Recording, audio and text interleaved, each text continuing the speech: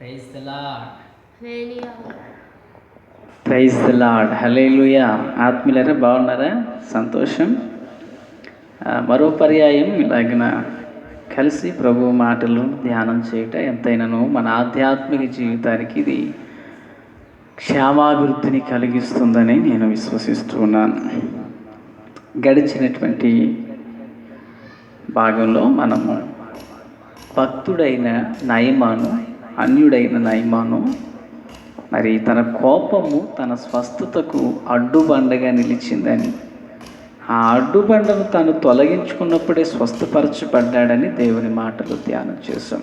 నయమాను అనే మాటకు అర్థం ఏంటంటే ప్రియము అని అర్థం. ఇతడు ఒక మంచి అధికారి, సైన్యాధ్యక్షుడు అన్నమాట. ఇతడు గూర్చి బైబిల్ ఏం చెప్పిందంటే, ఇతని గూర్చి కొన్ని శ్రేష్టమైన మంచి లక్షణాలు ఉన్నాయి ఈయనలో. ఇతడు తన యజమానుని దృష్టికి దయ పొందినవాడు. 2, ఇతడు మంచి ఘనుడై ఉన్నాడు. 3, పరాక్రమశాలి. ఇతని ద్వారా దేవుడే సిరియా దేశానికి విజయాన్ని కలుగజేస్తున్నాడు. అయితే ఇంత గొప్పవాడు కానీ ఈయన ఒక రోగి అని బైబిల్ చెప్పింది. అయితే ఈ రోగము అది ఏ కారణం చేత కలిగినా రోగమును పోగొట్టుకునే మార్గం తన ఎదుట తెరవబడింది. దేవునికి స్తోత్రం. ఈరోజు ఎన్నో విధాలైన సమస్యలు మన ముందు ఉండొచ్చు. ఎప్పటికొకటి సత్యం గుర్తుండాలి, ఆ సమస్యను సైతం తప్పించుకునే మార్గాన్ని కూడా దేవుడు సిద్ధపరిచారు. దేవునికి స్తోత్రం.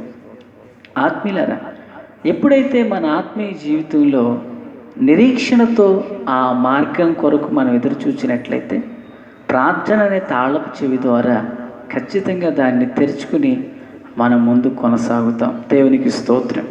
ఆత్మీయులారా, క్రీస్తునందు నాకు అత్యంత సన్నిహితులారా, మొదటి భాగంలో మరి కోపము తన స్వస్థతకు అడ్డుగా నిలిచిందని మనం చూసాం. అయితే బైబిల్ గ్రంథంలో ఇంకా చాలామంది భక్తులు ఉన్నారు. వారిలో మరి కొందరు ఎవరంటే కయ్యూను చూడొచ్చు. కయ్యూను కోపం, తన కోపంతో తాను ఏం చేశాడో కూడా మనకు తెలుసు. తన తమ్ముడిని చంపేసినటువంటి గనుడు ఎవరంటే ఈ కయ్యూను. ఆత్మీయులారా, ఇంకను మనం ముందుకు వెళితే యాకోబు కుమారులను గురించి మనకు పరిచయం. ఈ యాకోబు కుమారులు 12 మంది. 12 మందిలో ఆత్మీయులారా మరి షిమియోను, లేవి అనువారులు ఉన్నారు. ఈ షిమియోను, లేవి అనువారు 2, 3 నెంబర్స్ మనం చూస్తున్నాం లేఖనంలో. ఎందుకంటే పెద్ద కుమారుడు రూబేను, తర్వాత షిమియోను, లేవి, 4 యూదా. చాలా క్లుప్తంగా ఈ మాటలు మీకు అందిస్తున్నాను.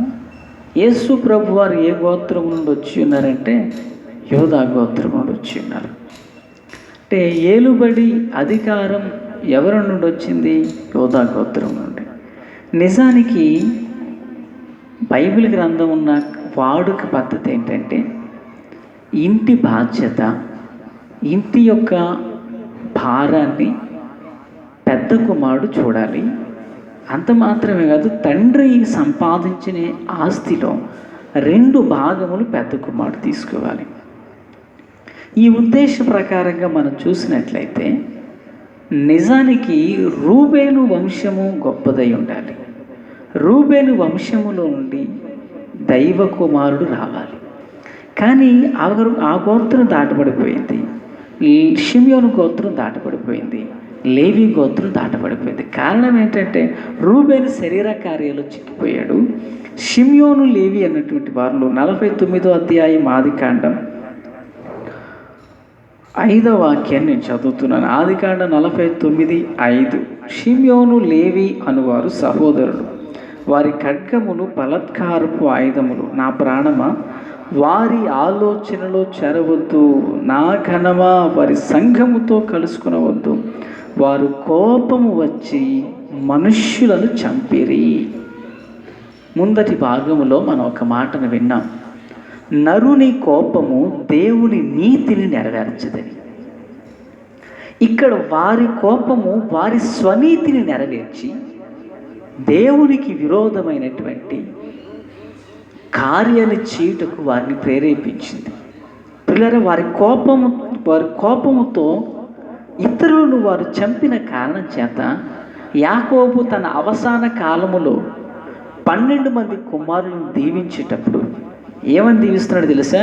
నా ప్రాణమా, నా ఘనమా, అసలు వాళ్ళతో నీవు సహవాసం చెయ్యొద్దు, వారి ఆలోచనలో చేరవద్దు అంటున్నాడు. చూడండి, ఒక విషయం ఏంటంటే, అసలు కోపం కలిగిన వాడితో సహవాసం చేయొద్దు.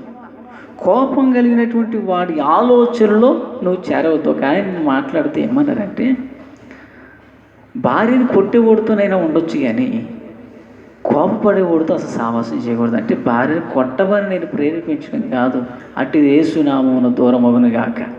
అంటే నా ఉద్దేశం, ఆ వ్యక్తి ఎప్పుడు కొడతాడు? తాగినప్పుడు కొడతాడు, లేకపోతే మామూలుగానే ఉంటాడు. కానీ కోపం వచ్చినోడు ఎప్పుడు కొడతాడో తెలియదు. సో త్రాగుబోతుతోనైనా సహవాసం చేయొచ్చు కానీ లేక ఈ కోపిష్టుడితో అసలు సహవాసం చేయకూడదు. త్రాగినవాడు తాగినప్పుడే తిడతాడు, కానీ ఈ కోపిష్టుడు ఎప్పుడు కోపం వస్తుందో తెలియదు, వాడికి ఎప్పుడు కోపం కలుగుతుందో తెలియదు, ఆమెకి ఎప్పుడు కోపం వస్తుందో తెలియదు, ఏదికి రెట్లేస్తారో తెలియదు. కనుక అట్టి వారికి అసలు సహవాసమే చేయొద్దు అంటున్నారు. కానీ కొందరు దీన్ని ఎలా చెప్పుకుంటారంటే, వారేదో గిన్నిస్ బుక్లోకి వెక్కే అంత ఆతృత కలిగిన వారిలాగా, నాకు కోపం వచ్చిందంటే మరి మామూలుగా ఉండదు. అయ్యి బాబోయ్, అసలు అలాంటి వాడితో సావాసం చేయొద్దని బైబిల్ చెబుతుంది. నీతో ఎవరు సావాసం చేయకూడదు. అయితే నాకు కోపం వచ్చిందంటేనా అంటే ఏం చేస్తావు అంటే నీతో ఎవరు సావాసం చేయకూడదు, అంతేగా. ఆత్మీయులారా, క్రీస్తునందు నాకు అత్యంత సన్నిహితులారా, మన విశ్వాస జీవితంలో కోపము అనేటువంటిది ప్రతి వ్యక్తిలో వస్తుంది. అది మన పితరుల నుండి ఇవ్వబడినటువంటి ఒక విధానం. ప్రతి వ్యక్తిలో కోపం లేని వ్యక్తి ఎవరు ఉండరు. అయితే ఆ కోపాన్ని జయించిన వాడే దేవుని బిడ్డ. ఈరోజు నీలో కోపం ఉన్నదని నువ్వు నిందలు వేసుకోకు. కోపాన్ని జయించే మార్గం ఉంటుంది, కోపాన్ని విడిచిపెట్టగలిగిన భాగ్యం ఉంటుంది. ఎలాగో తెలుసా? ప్రభు అయిన యేసుని చూడు, ఆయన కల్వరి శిలువలో వేశారు. 3 బ్రేకుల మీద రాను మీద ఆయన వేలాడుతున్నారు. భూమికి ఆకాశానికి మధ్యన వేలాడుతున్నారు. 6 గంటలు సిలువలో వేలాడుతున్నారు. ఆయన కోపపడ్డారా? లేదే, కోపపడలేదు. మరి ఆయనను బిడ్డగా ఆయన బిడ్డగా పిలువబడుతున్న నీవు కానీ నేను కానీ, ఆయన శరీరాన్ని, ఆయన రక్తాన్ని తీసుకొచ్చిన నీవు నేను ఆయన వలనే జయించగలం దాన్ని. ఆమె మన కోపాన్ని మనం ఆసరాగా పెట్టుకుని బలహీనతగా చెప్పుకుని వెళ్ళిపోవద్దు. దాన్ని జయించే మార్గం ఒకటి ఉన్నది, ప్రభు అయిన యేసు. ఈ కనుక యేసు వలె జీవించడానికి, యేసు వలె మాట్లాడడానికి మనం ప్రయాసపడితే కోపాన్ని జయించగలం. ఆమె నయమాను జీవితంలో స్వస్థతను పొందుకొనకుండగా ఆటంకపరిచింది ఏంటంటే తన కోపం. మరి నీ జీవితంలో నువ్వు ప్రార్థన చేస్తున్నావు, భక్తి చేస్తున్నావు, నీ ఎడల కార్యం జరగకుండా ఆటంకపరచబడింది. బహుశా ఈ కోపమేనా? నీ కుటుంబంలో సమస్యను కలుగజేస్తుంది కోపమేనా?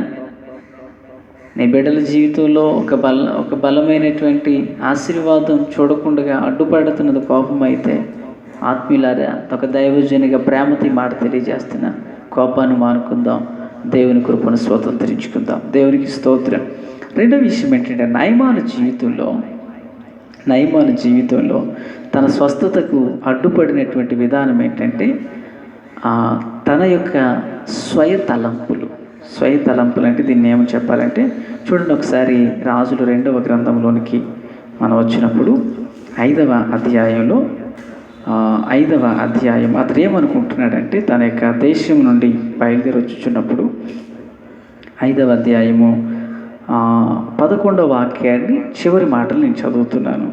తన చెయ్యి రోగముగా ఉన్న స్థలము మీద ఆడించి రోగమును మార్పునని నేననుకొంటిని అంటున్నాడు.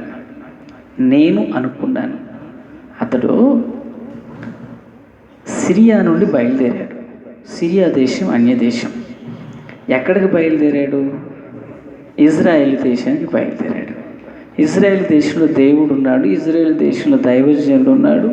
దైవజనుడు దేవుని నామంలో నా కొరకు ప్రార్థన చేస్తే నేను బాగుపడతాననే ఉద్దేశంతో వాడు వెళ్ళాడు. బాగుపడతానని వెళ్ళాడు కదా. అయితే వెళ్ళేటప్పుడు వీడికున్న ఆలోచన ఏంటంటే, ఈ నయమానుకున్న ఆలోచన ఏంటంటే, తను ఒక బౌండరీ గీసుకున్నాడు. ఏంటా బౌండరీ అంటే, తనకు తెలియదు, తను అనుకుంటున్నాడు ఇలాగన, నేను వెళతాను, నేను వెళ్ళగానే నేను రాజుగారి యొక్క రికమెండేషన్తో వెళుతున్నాను.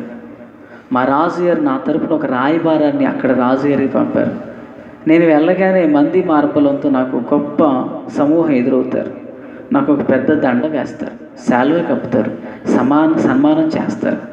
ఆ సమయంలో ఆ జనసాంద్రంలో తన దేశంలో ఉన్నటువంటి ప్రవక్త వస్తాడు. ప్రవక్త వచ్చి నా గాయం మీద చేయించుతాడు, చెయ్యిని ఆడిస్తాడు. అప్పుడు నాకు ఆ రోగం మాయమైపోద్ది, తగ్గిపోద్ది, నేను స్వస్థత పొందుతాను, క్షేమంగా అంతమందిలో సంతోషంగా నేను వెనక్కి తిరిగిపోతాను అనుకున్నాడు. చూడండి, ఇతడు బయలుదేరడం దేవుని సముఖమునకు దైవజనుని యొద్దకు బయలుదేరాడు. కానీ ఇతని తలంపులన్నీ ఎలా ఉన్నాయంటే పాత జీవితంలో తలంపులే.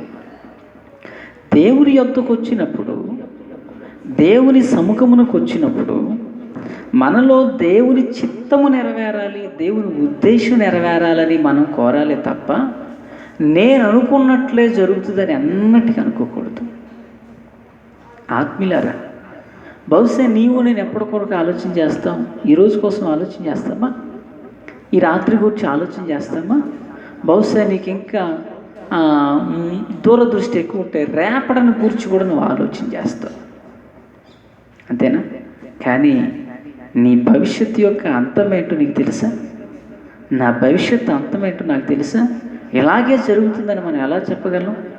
కానీ నా భవిష్యత్తు అందరి గురించి ఎరిగిన వాడు మన ప్రభు అయిన దేవుడు. దేవునికి స్తోత్రం. హల్లెలూయా, హల్లెలూయా. కనుక ఇది ఎలాగే జరుగుతుంది, ఎలాగే జరగాలని నేను ఎన్నటికీ తలంచకూడదు. ఎన్నటికీ నువ్వు ఒక బౌండరీ అది గీయకూడదు. ఎందుకంటే నీవు దేవుని సహాయాన్ని కోరుతున్నావు, నేను దేవుని సహాయాన్ని కోరుతున్నాను. నయమాను దేవుని సహాయాన్ని కోరేటప్పుడు దేవుడు జరిగించే ఆ కార్యము జరగడానికి అతడు అనుకూలమైన వ్యక్తిగా మారాలి. వస్తాడు కానీ తలంపులు మారవు. పైగా కానుక తెస్తాడు, ఆర్భాటాన్ని కోరుకుంటాడు. ఈరోజు అనేక మంది సంఘాలలో అనేక మంది విశ్వాసులు కూడా ఇదే కోరుకుంటుంటారు. నేను కానుక ఇచ్చాను కదా పాస్టర్ గారికి, నా పేరు ఎక్కడ చెప్పట్లేదేంటి? నీ పేరు పాస్టర్ గారు చెప్పాలా, ప్రభు చెప్పాలా? నీ పేరును ప్రస్తావించవలసింది పాస్టర్ గారు ప్రస్తావించాలా, ప్రభు ప్రస్తావించాలా? పాస్టర్ గారు ప్రస్తావిస్తే ఇక్కడ ప్రజలు చూస్తారు, ప్రభు ప్రస్తావిస్తే పరలోకమందున దేవదూతలు హర్షిస్తారు. ఆమె ఆత్మీయులారా, క్రీస్తునందు నాకు అత్యంత సన్నిహితులారా, తనకు ఏ విధమైన ఆలోచన అయితే ఉన్నదో ఆ ఆలోచనలోనే అతడు ఉన్నాడు. నూతనమైన తలంపులు, నూతనమైన ఆలోచన, నూతనమైనటువంటి విధానం దేవుని యొద్దకు వచ్చిన తన జీవితంలో పనిచేయట్లేదు. రోజు మనం దేవుని సన్నిధానానికి వచ్చినప్పుడు, దేవుని వాక్యం యొద్దకు వచ్చినప్పుడు మన తలంపులు నూతనత్వంగా ఉండాలి. ఇంకా పాత ఆలోచన రాకూడదు, పాత తలంపులు రాకూడదు, సినిమా మాటలు నీ నోట రాకూడదు, సినిమా పాటలు నీ నోట రాకూడదు, సినిమాలో ఎలాగనైతే చేస్తున్నా ఆ చేష్టలు నీలో పని చేయకూడదు. అవి దేవుని కార్యము జరగడానికి నీకు దేవునికి మధ్యన అడ్డుబండగా మారిపోతాయి. నీ తలంపులు మారాలి, నీ ఉద్దేశం మారాలి, నీ గురి మారాలి. ఎందుకో తెలుసా? నీవు శిక్ష విధించబడే లోకంలో కాదు, శిక్షణ సైతం తొలగించి కృపతో కనికరించే దేవుని యొద్దకు నువ్వు వచ్చావు. ఆమె సమరయ స్త్రీ ప్రభు యొద్దకు వచ్చిన తర్వాత నూతన పరచబడలేదా? తన ఆలోచన మారలేదా? తన క్రియలు మారలేదా? తన ప్రవర్తన మారలేదా? తన మాటలు మారలేదా? తన చూపులు మారలేదా? తన నడవడిక మారలేదా?